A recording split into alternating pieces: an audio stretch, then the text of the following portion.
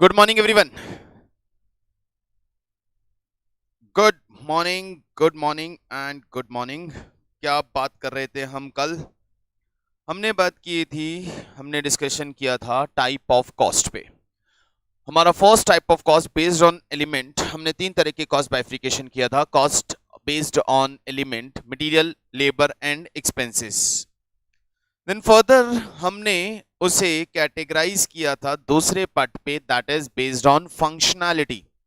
On the basis of function cost को हमने again तीन पार्ट में डिवाइड किया था। एडमिनिस्ट्रेटिव, प्रोडक्शन या factory related cost, office related cost, selling and distribution related cost. इसी ऑर्डर में आगे चलते हैं, ऑन फर्दर बाइफिकेशन देखते हैं और दूसरे बेस पे। नेक्स्ट बाइफिकेशन है आपका based on volume of production, volume और एक्टिविटी।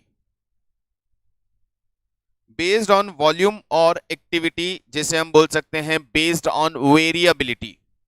बेस्ड ऑन वॉल्यूम और एक्टिविटी और बेस्ड ऑन वेरिएबिलिटी कॉस्ट का फर्दर हम बाइफिकेशन करते हैं। और कॉस्ट का फर्दर बाइफिकेशन जो हम ये बेस्ड ऑन वेरिएबिलिटी करने वाले हैं, इसमें क्या होने वाला है? इसमें है first part variable cost. The first one is variable cost. Based on variability, the first one is variable cost. Second, पहले वेरिएबल कॉस्ट की बात करेंगे और उसके बाद बाकी डिस्कशन आगे कंटिन्यू करेंगे। सबसे पहले हम बात करेंगे बेस्ड ऑन वेरिएबिलिटी में वेरिएबल कॉस्ट की। वेरिएबल कॉस्ट क्या है, वेरिएबल कॉस्ट कैसे कैलकुलेट करते हैं और वो कैसे हमारे प्रोडक्शन को अफेक्ट करता है। वेरिएबल कॉस्ट क्या है? तो एक सिंगल लाइन में हम लिख सकते हैं, एक सिंगल लाइन में हम लिख सकते हैं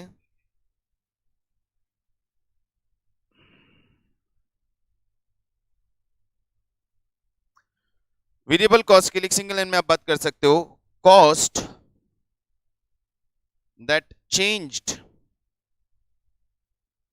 with the change of production, cost that change with the change of production in same proportion, cost that change with the change in same proportion, मतलब ऐसी कॉस्ट जो प्रोडक्शन में चेंज होने के साथ चेंज हो जाती है और उसका जो चेंज होने का प्रोपोर्शन है वो एग्जैक्टली सेम होता है। यानी जितना यूनिट्स, जिस प्रोपोर्शन में आपका प्रोडक्शन इंक्रीज होगा या जिस प्रोपोर्शन में आपका प्रोडक्शन डिक्रीज होगा, एग्जैक्टली उसी प्रोपोर्शन में आपका वेरिएबल कॉस्ट इंक्रीज या डिक्रीज होगा। That is known as variable cost.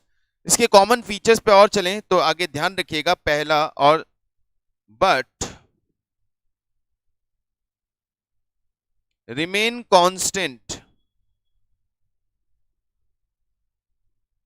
पर unit. Remain constant per unit, इसका मतलब क्या है कि जब हम इस वेरिएबल कॉस्ट को पर यूनिट फॉर्म में करते हैं तो ये कांस्टेंट हो जाती है, यानी ये चेंज नहीं होती है। एग्जांपल से बात करेंगे, स्ट्रेट फॉरवर्ड एग्जांपल से समझेंगे।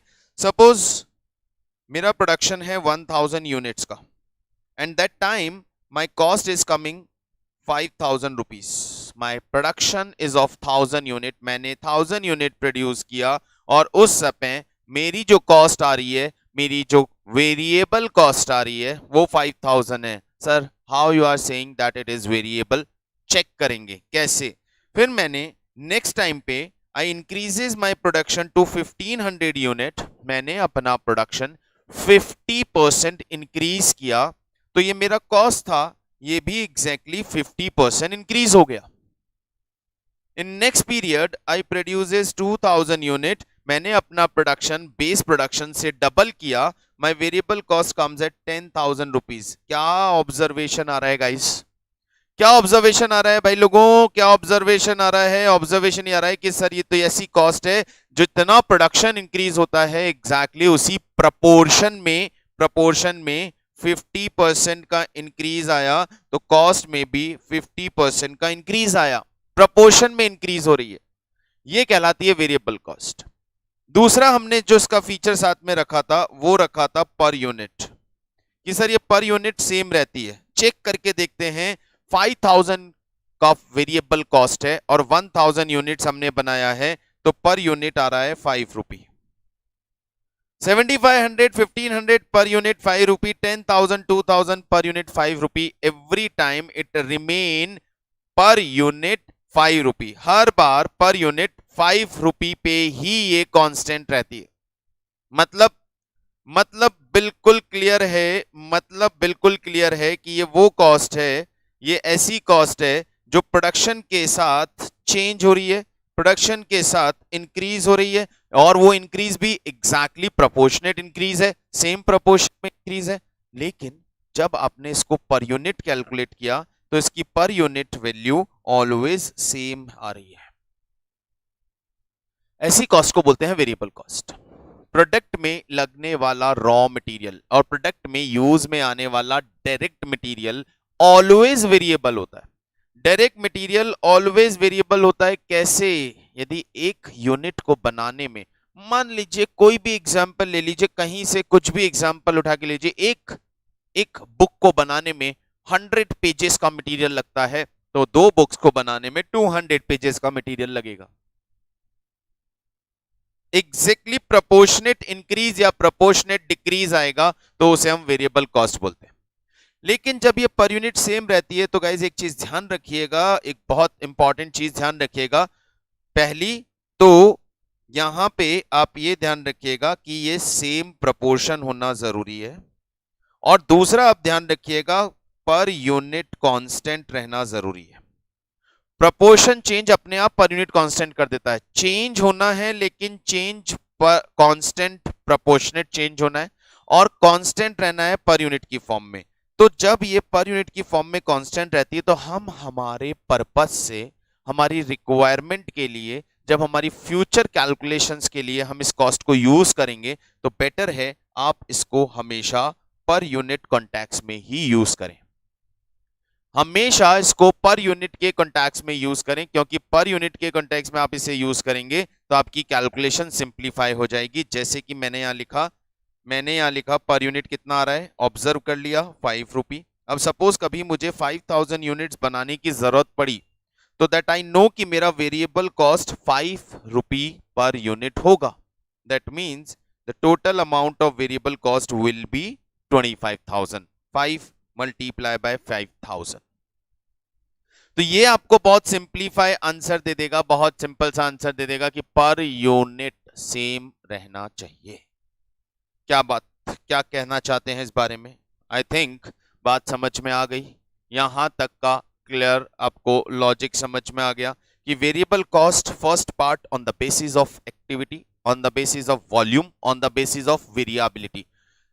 कॉस्ट के 3 पार्ट होते हैं. पहला पार्ट हमने डिस्कस किया वेरिएबल कॉस्ट, जो जितना ज्यादा प्रोडक्शन करोगे कॉस्ट उसी प्रोपोर्शन में इंक्रीज होती जाएगी, और उसी प्रोपोर्शन में डिक्रीज होगी यदि आप प्रोडक्शन कम करोगे. दूसरा, वो पर यूनिट कांस्टेंट रहेगी. Now you can easily identify कि विच वन इज वेरिएबल और which one is not.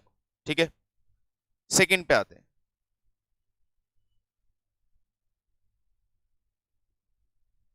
Second cost कहलाती है fix cost. Second type of cost is known as fixed cost. Second category of cost is fixed cost. Fixed cost क्या होती है? Fixed cost के लिए भी एक लाइन लिखेंगे, मीनिंग लिखेंगे. Cost that remain unchanged with the change in production.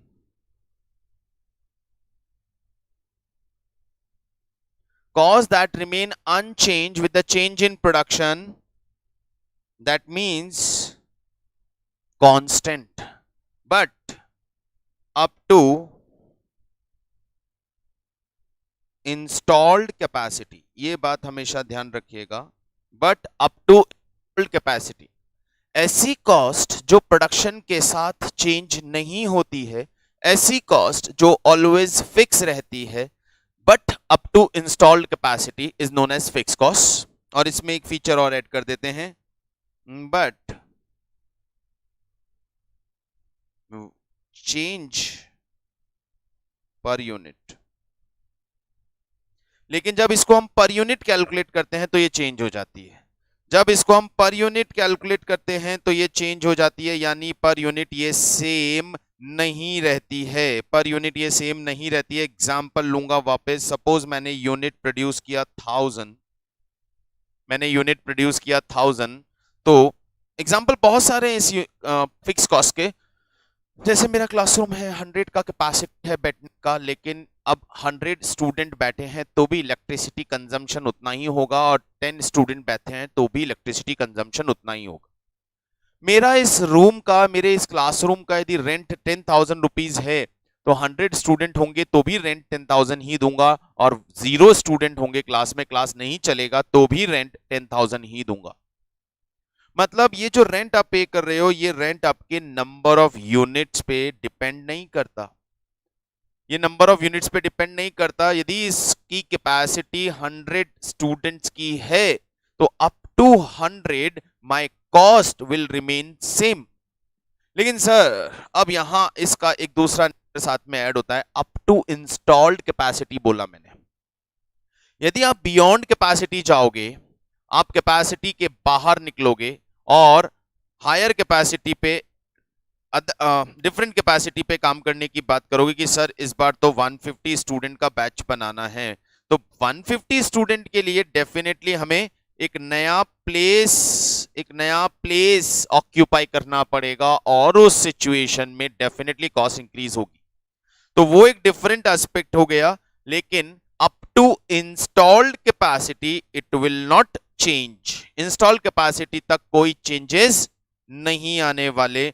Up to installed capacity it will not change. Got it? बात समझ में आ रहा है? जैसे मैं 1000 यूनिट बना रहा हूं और मेरा कॉस्ट 5000 रुपीज आता है, यदि मैं 1200 यूनिट बनाता हूं तो भी मेरा कॉस्ट 5000 आता है, यदि मैं 1500 यूनिट बनाता हूं तो भी कॉस्ट 5000 आता है, यदि मैं 2000 यूनिट बनाता हूं तो भी मेरा कॉस्ट 5000 आता है। क्या है ये सर फिक्स्ड कॉस्ट है। ये फिक्स्ड कॉस्ट है जो चेंज ही नहीं होती है, जो हमेशा कांस्टेंट रहती है, जो हमेशा सेम रहती है, उसको हम फिक्स कॉस्ट कहते हैं। अब इसका दूसरा फीचर निकाला था कि इसका पर यूनिट कैलकुलेट करके देखना भैया जरा। सर यहां पे पर यूनिट 5 रुपी आ रहा है, 5000 डिवाइडेड बाय 1000। सर यहां पे पर यूनिट 4.3 समथिंग आ रहा है, 4.2 समथिंग आ रहा है। चेंज हो गया। सर यहां पे पर यूनिट 3.33 आ रहा है, फिर चेंज हो गया। सर यहां पे पर यूनिट 2.5 आ रहा है। इसका मतलब क्या है? इसका मतलब है कि ये कॉस्ट टोटल अमाउंट इस कॉस्ट का हमेशा स्टेबल रहता है, लेकिन जब हम इस कॉस्ट को पर यूनिट पे कन्वर्ट करते हैं चेंज हो जाता है। ऐसी कॉस्ट को हम बोलते हैं फिक्स्ड कॉस्ट। ये कॉस्ट कहलाती है fixed cost that remain constant with the change in production, that remain unchanged with the change in production up to a certain level of production, up to installed capacity of the factory, but per unit इसमें variation आएंगे, ये per unit change हो जाएगी। yes, it is known as variable fixed cost. Is it clear?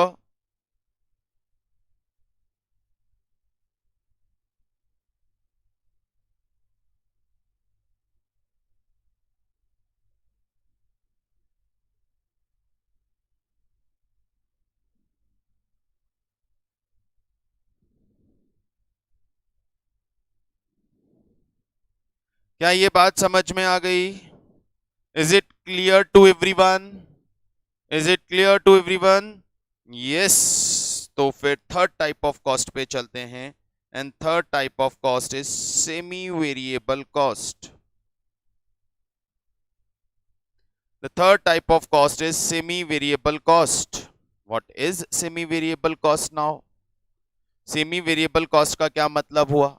Sir semi variable cost का मतलब है ऐसी cost जो ना तो फिक्स्ड है ना ही वेरिएबल है। मतलब cost that has both component of variable and fixed cost. or you can say some part of semi variable cost will be variable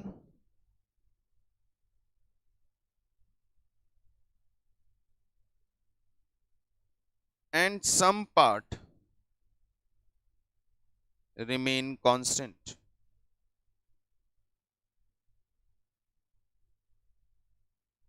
ऐसी कॉस्ट जिसका कुछ पार्ट कांस्टेंट रहता है और कुछ पार्ट प्रोडक्शन के साथ चेंज हो जाता है। ऐसी कॉस्ट जिसका एक कंपोनेंट वेरिएबल है, एक कंपोनेंट फिक्स्ड है। ऐसी कॉस्ट जो कुछ पीरियड तक फिक्स रहती है और उसके बाद वो नंबर ऑफ यूनिट के साथ वेरी करना स्टार्ट कर देती है। ऐसी कॉस्ट को हम सेमी वेरिएबल कॉस्ट बोलते हैं। एग्जाम्पल, अपने घर का इलेक्ट्रिसिटी बिल, ऑफिस का इलेक्ट्रिसिटी बिल देखा है? एक बार देखो इलेक्ट्रिसिटी बिल, यदि अवेलेबल है तो देखना। उसमें एक आता है फिक्स्ड चार्ज, स्थायी शुल्क बोलते हैं हिंदी में उसको। उसमें आता है एक fixed charge that remain fixed. आप इलेक्ट्रिसिटी काम में लें या ना लें, हम बोलते हैं यार मैं तो पूरा महीना घर में ही नहीं था, लाइट ही नहीं जलाया, फिर भी बिल आ गया, आएगा ना, because some part of that electricity bill is fixed और वो फिक्स तो आपको पे करना ही है। और उसका सम पार्ट वेरिएबल होता है और वो जो वेरिएबल पार्ट है वो डिपेंड करता है कि आपने कितनी यूनिट्स कंज्यूम की।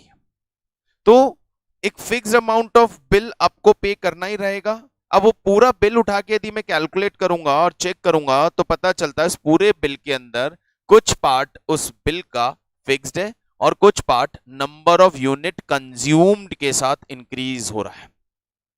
तो ऐसी कॉस्ट को हम सेमी वेरिएबल कॉस्ट बोलते हैं।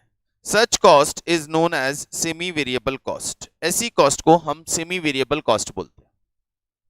यहां पे इसको एग्जांपल में कैसे कैलकुलेट करेंगे? सपोज हमने यूनिट्स बनाए, फिर वही ले रहा हूं, आई मैन्युफैक्चर 1000 यूनिट्स और कॉस्ट आ रहा है मेरा 5000। फिर मैंने 1500 यूनिट बनाया, 1500 यूनिट बनाया, कॉस्ट आया 7000।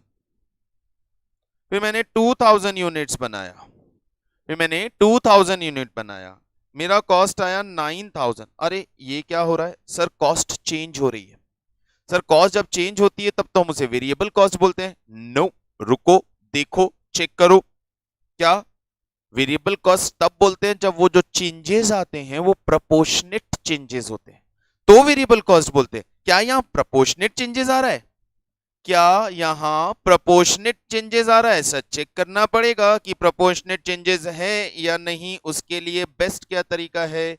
पर यूनिट कैलकुलेट करके देख लीजिए, पर यूनिट कैलकुलेट करके देख लीजिए, पता चल जाएगा प्रोपोर्शनेट चेंज है या नहीं। 5 रुपी पर यूनिट, 4.67 पर यूनिट,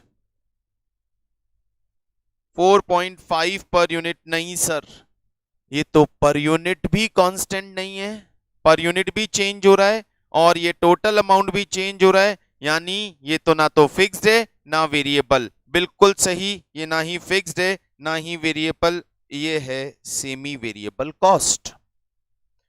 और इस सेमी वेरिएबल कॉस्ट में एक फीचर जो हमने बात की वो ये कि इसमें दोनों कॉस्ट के कंपोनेंट हैं, इसमें फिक्स्ड भी है और वेरिएबल भी।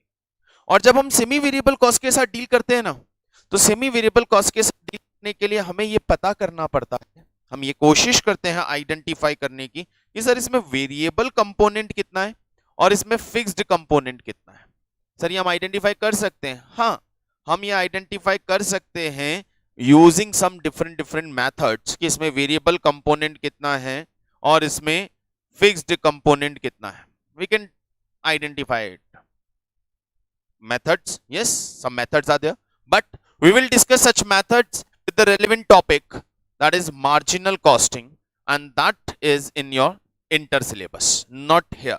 वो CMA इंटर में आने वाला है और CMA इंटर में जब वो टॉपिक आएगा तब हम वहां जाके वो पार्ट डिस्कस करेंगे कि कैसे हम इस सेमी वेरिएबल कॉस्ट को बाइफरिकेट करके कैलकुलेट कर सकते हैं। यहां बहुत आसान था कि 2000 पे कितना होगा मालूम कर सकते थे, यहां बहुत आसान होगा 5000 पे कितना कॉस्ट आएगा मालूम कर सकते थे, लेकिन यहां अभी मैं आपसे पूछूं कि 3000 पे कितना कॉस्ट आएगा, नहीं बता पाएंगे हम डायरेक्टली, अभी नहीं बता पाएंगे जब तक हमें ये ना पता हो कि इसमें, जब तक हमें ये ना पता हो कि इसमें वेरिएबल कंपोनेंट कितना है और फिक्स्ड कंपोनेंट कितना है, इसका वेरिएबल पार्ट कितना है और इसका फिक्स पार्ट कितना है, तब तक थोड़ा मुश्किल है।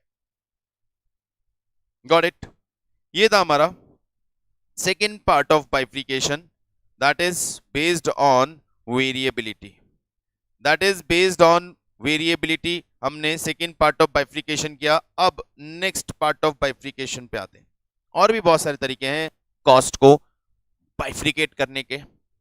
नेक्स्ट जो तरीका है हमारे पास, नेक्स्ट जो कॉन्सेप्ट हमने बाइफ्रिकेशन के लिए लिया है वो है नॉर्मेलिटी। नॉर्मेलिटी के बेस पे हम दो पार्ट में डिवाइड करते हैं कॉस्ट को। एक कहलाती है नॉर्मल कॉस्ट और एक कहलाती है abnormal cost.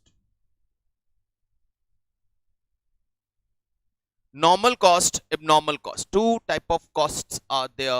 Normal cost, abnormal cost. On the basis of variability, cost को further हमने टू पार्ट में डिवाइड किया, नॉर्मल एंड एबनॉर्मल। नॉर्मेलिटी के बेस पे नॉर्मल एबनॉर्मल कॉस्ट का मतलब क्या है?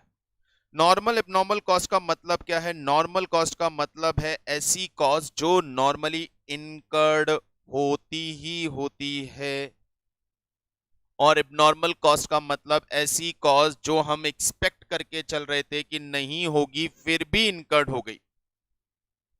नॉर्मल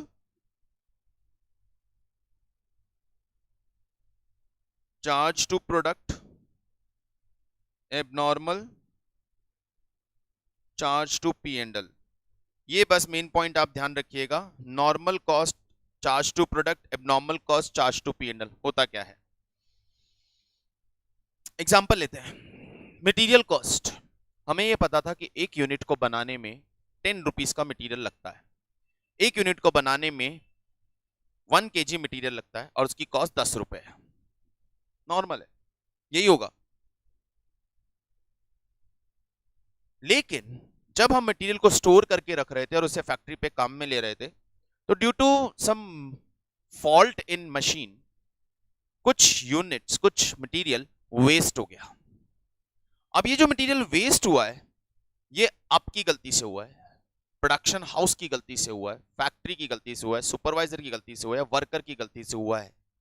नॉर्मली ऐसा होता नहीं है, प्रिकॉशनली यदि काम किया जाता तो ऐसा होता नहीं।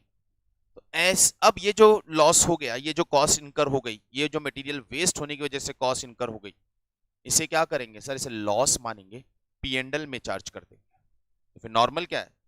नॉर्मल मतलब जब भी हम कोई मैन्युफैक्चरिंग प्रोसेस फॉलो करते हैं तो some part of material definitely waste होता है, वो आप कंट्रोल नहीं कर सकते, वो नॉर्मल कॉस्ट है, उसे हम प्रोडक्ट कॉस्ट का पार्ट मान के चलते हैं। जैसे यदि आप कपड़े से शर्ट बनवाएंगे तो कटिंग्स वेस्ट होंगी, यदि आप मार्बल की कटिंग करेंगे कुछ पार्ट्स वेस्ट होंगे, यदि आप ग्लास से कुछ मैन्युफैक्चर करने के लिए ग्लास की कटिंग करेंगे कुछ ग्लास की ब्रेकेज आएगी, साइड में कटिंग्स बचेंगे, ये नॉर्मल है। लेकिन यदि आप ग्लास काट रहे हैं और एक टक थोड़ा सा लग गया, ग्लास पूरा टूट गया, ये एबनॉर्मल लॉस है, ये एबनॉर्मल कॉस्ट है। और एबनॉर्मल जो भी होगा वो प्रोडक्शन पे चार्ज नहीं होगा, कॉस्ट ऑफ प्रोडक्शन का पार्ट नहीं होगा, उसे लॉस मान के पी&एल में ले जाइए। क्यों? क्योंकि एबनॉर्मल लॉस का रिकवरी आप कस्टमर से नहीं कर सकते। एबनॉर्मल लॉस का रिकवरी आप कस्टमर से नहीं कर सकते। एबनॉर्मल कॉस्ट आपको अपने प्रॉफिट से एडजस्ट करनी पड़ेगी, आप कस्टमर से एबनॉर्मल कॉस्ट कवर नहीं कर सकते। तो एक और बाइफिकेशन हमने आज समझा, on the basis of normality. Next, controllability. Controllability के बेसिस पे भी कॉस्ट को हम बाइफिकेट करते हैं दो पार्ट में, कंट्रोलेबल, अनकंट्रोलेबल। ऐसी कॉस्ट जिसका इनकर्ड होना वो हमारे कंट्रोल में है, ऐसी कॉस्ट जिसे हमने आइडेंटिफाई कर लिया है कि ये इतने अमाउंट की होगी और उतने ही होनी चाहिए, यदि उससे ज्यादा हुई तो वो किसी एबनॉर्मल रीजन की वजह से हो सकती है, मतलब that is in control of management, that is in control of management, मतलब वो मैनेजमेंट के कंट्रोल में है।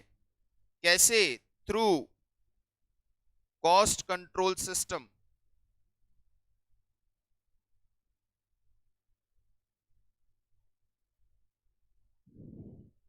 That can not be controlled, that can not be controlled. क्यों? उसे कंट्रोल नहीं कर सकते, उसे कंट्रोल नहीं कर सकते, that can not be controlled, हमारे कंट्रोल में नहीं है, मैनेजमेंट के अधिकार में, मैनेजमेंट की ताकत ही नहीं है कि वो उस कॉस्ट को कंट्रोल कर ले। एग्जांपल लेता हूं, हमने सोचा था कि सर 1000 यूनिट्स प्रोड्यूस करनी है, हमने पूछा सर इसको बनाने के लिए मटेरियल कितना लगेगा, इसको बनाने के लिए लेबर कितना लगेगा, दो एग्जांपल मांगे हम। उन्होंने सर मटेरियल लगता है 100 kg at the rate of 220 और लेबर लगेगा total 20 hours at the rate of 100 rupees per hour. ये एस्टिमेशन था सर, ये एस्टिमेशन था कि मटेरियल लगेगा total 100 kg at the rate of 20 पर kg और लेबर लगेगी 20 hours at the rate of 100 per hour. अब मान लीजिए मटेरियल 100 kg की जगह यदि 110 kg लग जाता है तो हमारे पास क्वेश्चन आता है, सर क्या हुआ? हमारी मटेरियल कॉस्ट लगी, सपोज हमारी मटेरियल कॉस्ट आनी चाहिए थी 2000 और हमारी लेबर कॉस्ट भी आनी चाहिए थी 2000। हमें पता चला कि हमारी एक्चुअली मटेरियल कॉस्ट आई है 2200 और हमारा जो लेबर कॉस्ट आया है वो लेबर कॉस्ट आया है 2500। ये क्या हो गया? ये क्या हो गया भैया? ये ऐसे कैसे हो गया? कॉस्ट ज्यादा कैसे आ गई? एस्टिमेशन तो 2000 और 2000, ये एस्टिमेशन से बाहर कैसे चले गए? ज्यादा कैसे हो गया? सर ज्यादा कैसे हो गया? सर ऑब्जर्वेशन पे चलते हैं सर, एनालाइज करते हैं सर, आइडेंटिफाई करते हैं सर हुआ क्या है। सर मुझे पता नहीं है, चेक करना पड़ेगा, मैं चेक करके बताता हूं कि एक्चुअली हुआ क्या है। चेक करने गए सर, चेक करने गए, चेक करने पे पता चला, चेक करने पे पता चला कि सर मटेरियल तो लगा तो 100 kg ही है लेकिन मार्केट में मटेरियल की रेट 22 रुपीज पर केजी हो गई है। मटेरियल लगा तो 100 kg ही है लेकिन मटेरियल की जो रेट है वो 22 पर केजी हो गई है, हमें 22 रुपए पर केजी में मटेरियल खरीदना पड़ा। क्या ये आपके हाथ में है कि आप इसे कंट्रोल करके 20 रुपए में खरीद के लाते? क्या ये आपके हाथ में था? मटेरियल का रेट इंक्रीज हो गया, क्या ये आपके हाथ में था? नहीं सर, ये हमारे हाथ में नहीं था। मार्केट में जब मटेरियल की रेट ही इंक्रीज हो जाएगी तो मैनेजमेंट क्या करेगा यार?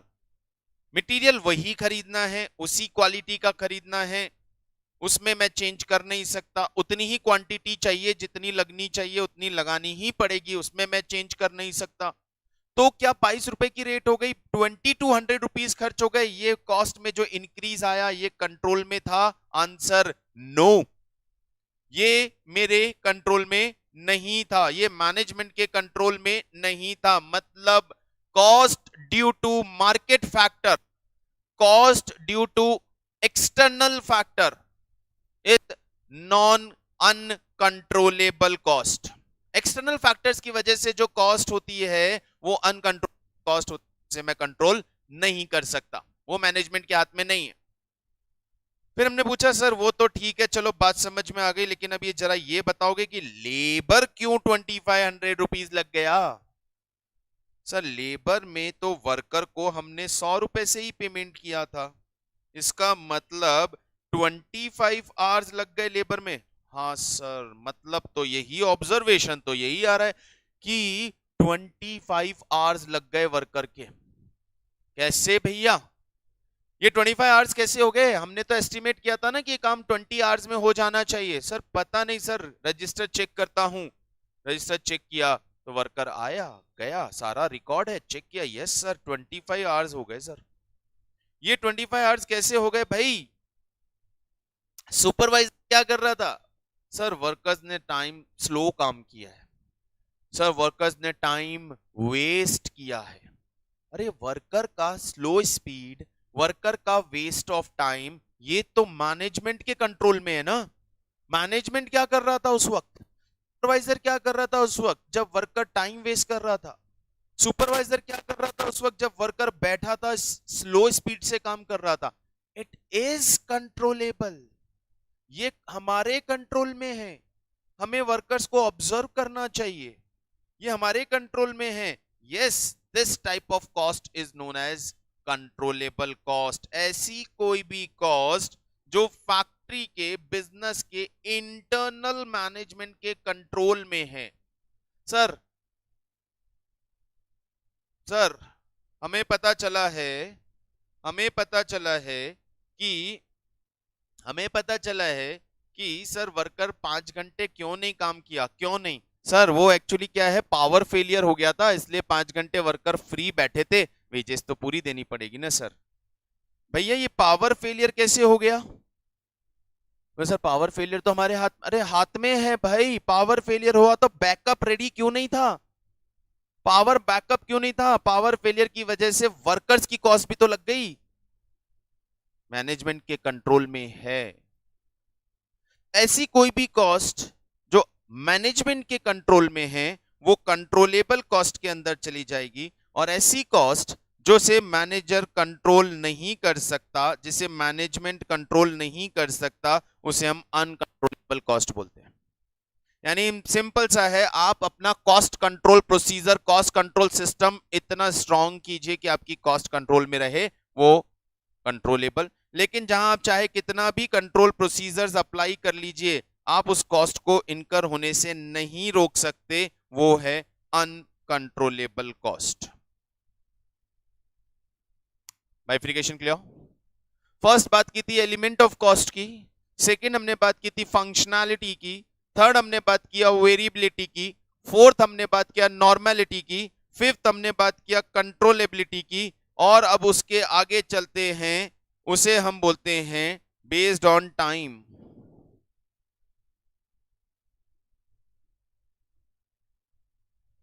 कॉस्ट को हम टाइम बेसिस पे भी दो पार्ट में डिवाइड कर सकते हैं। टाइम बेसिस पे कैसे?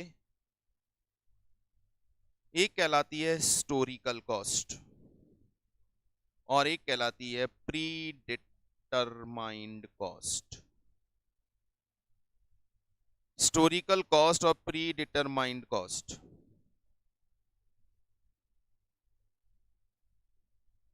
Historical cost, predetermined cost, क्या डिफरेंस है सर?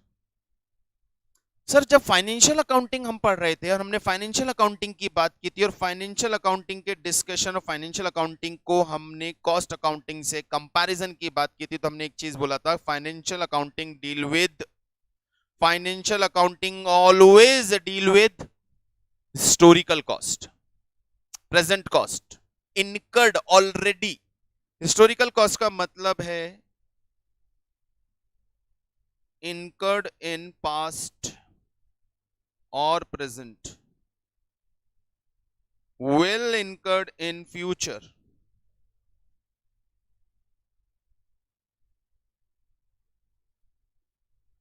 हिस्टोरिकल कॉस्ट का मतलब होता है ऐसी कॉस्ट जो पास्ट में इनकर हो चुकी है, हम वो डेटा उठाते हैं और फिर उन डेटा के बेसिस पे एनालाइज करते हैं, वो हिस्टोरिकल कॉस्ट। और फाइनेंशियल अकाउंटिंग सिर्फ हिस्टोरिकल कॉस्ट के साथ डील करता है, वो हिस्टोरिकल कॉस्ट को रिकॉर्ड करता है। लेकिन जब हम कॉस्ट अकाउंटिंग में आते हैं तो हमारा एक सबसे मेन ऑब्जेक्ट क्या होता है कि सर हमें फ्यूचर के लिए कॉस्ट कैलकुलेट करनी है। सर हमें फ्यूचर के लिए कॉस्ट कैलकुलेट, सर एक नया ऑर्डर आया है, एक नया प्रोडक्ट हमें डिजाइन करना है, एक नया फैक्ट्री हम इंस्टॉल करने वाले हैं, इस सारे सिनेरियो में मुझे कैलकुलेट करना है कि मेरी कॉस्ट कितनी आने वाली है। इन सारे सिनेरियो में मुझे ये चेक करना है मेरी कॉस्ट कितनी आने वाली है।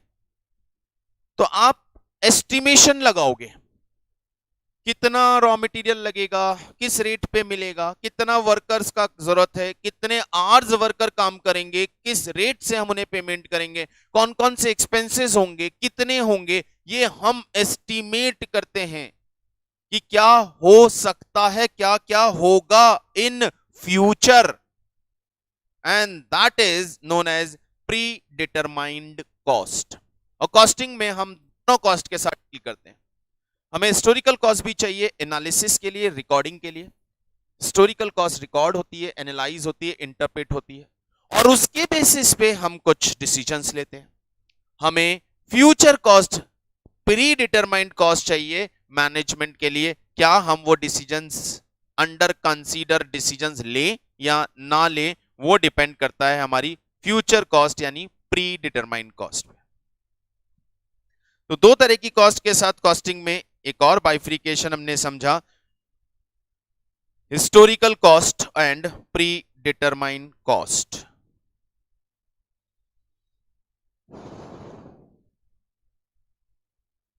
एक और बाइफ्रिकेशन समझते हैं, एसोसिएशन विद प्रोडक्ट।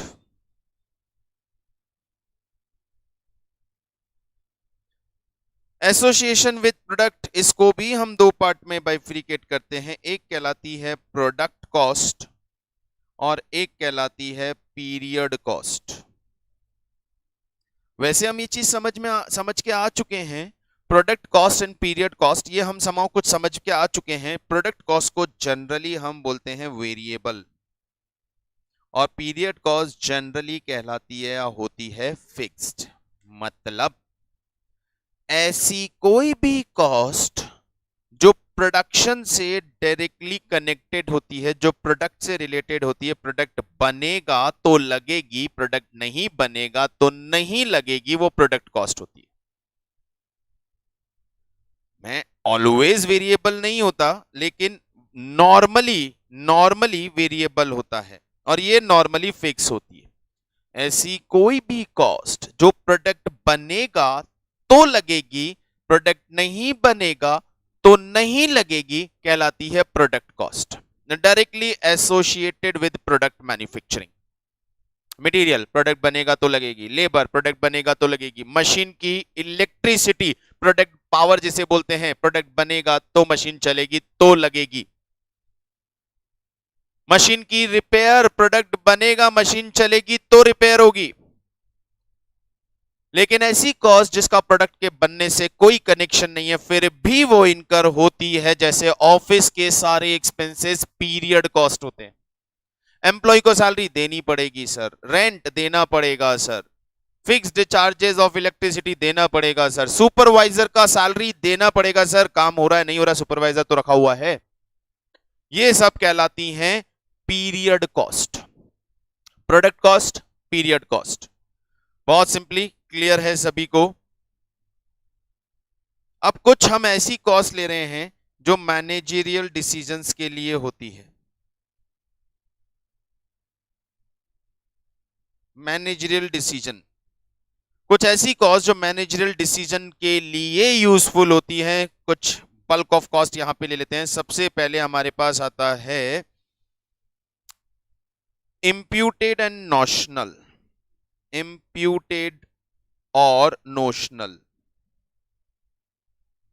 इम्प्यूटेड और नोशनल मतलब, इम्प्यूटेड मतलब एक्चुअल, और नोशनल मतलब काल्पनिक, यही मतलब होता है ना। इम्प्यूटेड का मतलब है ऐसी कॉस्ट जो एक्चुअली हमने कैश में अपनी जेब से पे की है। नहीं सर, गलत बोल रहे हो। हाँ, इम्प्यूटेड और नोशनल जब हम बात करते हैं तो cost that assumed not paid out of pocket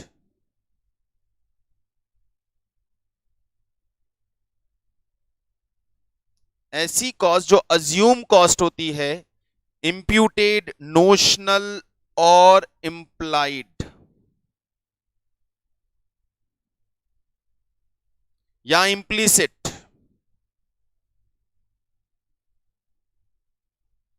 सारे नाम है, इम्प्यूटेड, नोशनल, इम्प्लाइड, इम्प्लिसिट, ये सारी कॉस्ट ऐसी कॉस्ट कहलाती हैं जो एक्चुअली हमारे आउट ऑफ पॉकेट एक्सपेंसेस नहीं है, मतलब जिनका हमने जेब से पेमेंट नहीं किया है।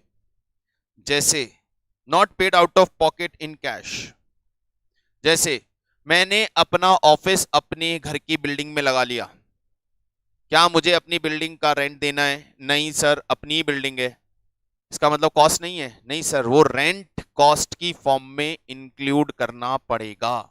That is known as imputed. Assume कर लो कि रेंट दे रहे हैं, इम्प्यूटेड। मैंने अपने मैनेजर को हटा दिया और मैं खुद मैनेज कर रहा हूं, क्या मुझे सैलरी मिलनी चाहिए? नहीं, लेकिन अज्यूम कर लो मिलेगी। मैंने अपना खुद का फंड्स इन्वेस्ट किया है, क्या उस पे इंटरेस्ट लगेगा? नहीं, लेकिन अज्यूम कर लो लगेगा। ये सारी इंप्यूटेड कॉस्ट कहलाती है, इंप्लाइड कॉस्ट कहलाती है, नोशनल कॉस्ट कहलाती है, इंप्लिसिट या नोशनल, यानी एक्चुअली होती नहीं है लेकिन लगती है।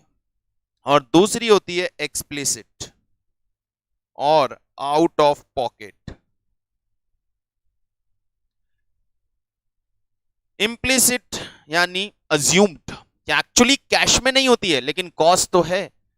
आज मैंने अपने मकान के अंदर अपने घर के बेसमेंट में अपना ऑफिस डाला है, तो रेंट नहीं देना पड़ रहा है, लेकिन यदि मैं अपना ऑफिस वहां नहीं लगाता, मिलता था ना, वो नहीं मिल रहा है, तो मान के चलो कि रेंट नहीं मिल रहा है, एक तरह से खर्चा तो हो ही रहा है, तो हम उस कॉस्ट को अपने प्रोडक्शन कॉस्ट मानेंगे। लेकिन एक्सप्लिसिट कॉस्ट का मतलब, आउट ऑफ पॉकेट का मतलब cash outlay, actual cost paid in cash.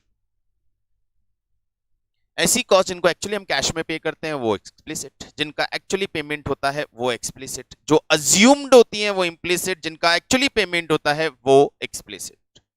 तो मैनेजरियल डिसीजन के लिए हमने कॉस्ट डिस्कशन स्टार्ट किया है। इस cost discussion, managerial decision related cost के डिस्कशन को we will continue in our next class, because number of cost are there that are relevant for taking decision to the management, that are relevant for taking decision to the management, for the management, and we will discuss that in our next class. So आज का discussion बस इतना ही, continue करेंगे next class में।